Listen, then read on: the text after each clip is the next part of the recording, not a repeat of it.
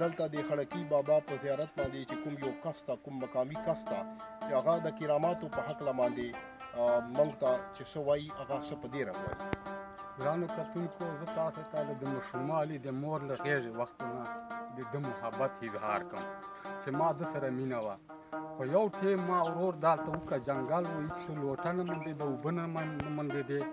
بې عمره دی نه به موږ په پښو باندې سفر راکولی د کلو ته چې ما ستر ورور پر راغلی وه. دلته یوه زنانه وه په دې شهید نیکه په مشام ټیم چې ده پته ورنه کړې وه چې مورې څوک سته ته سره یا نه ویله هېڅ شی نشته ما سره، نه د څکلو نه د پټولو. چې کله کور ته راغلی مور مخکې دا غږ وکړه چې یاره دې یوه ښځه وه داسې د ستر عمر تا غوندې په تا رنګ یې دا خو هېڅ شی په شهید نیکه نشته، دا به دا شپه څرنګه تېروي. نو هغه سره ما ورور سره زه څه کنجړ مر واخیستی، تډی اوبه مر واخیستې، خوراک څښاک شی مې ورته راوړی. چې کله زه ورته رالم ماشوم و داسې اوه اتو کالو و، ما دې نه پته وکړه ما دې تا ته څه تکلیف دی چې دلته راغلی.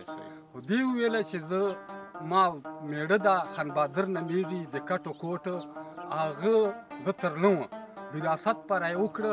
بیا چې کله بل واده وکړه بیا زه هغه خلاصه کړه له کوره یې وباسله چې ووځه بس. ما ورته ویله چې غوا او د وزو مېږو خدمت مه به کوم، خو دوی ویل چې نه بس ووځه له کور نه.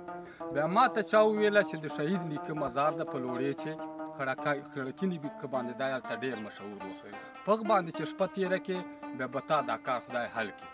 نو زه ور دا ته راغلی یم. زه داسې غریب چې ډک فلا ماشوم وم، ما له شهید نیکه چې تر سبوره دا کار نه وسي که نه بیا به زه تا ته زیارت ته نه سره چې سبور څه چې لمر خطا یې هغه مېړه له کټو کوټ پسې رالی. دلته یې دې نه معافي وغوښته او ته ویې ځړل چې باغه ښځه ما له کور وباسله، ته مې بیا هغسې ښځه یې هغسې زما واده یې. د شهید نیکه نورې ډېرې واقعې دي ګرانو کتونکو، که ته بیانوې 3 ورځې به په ولګېږي.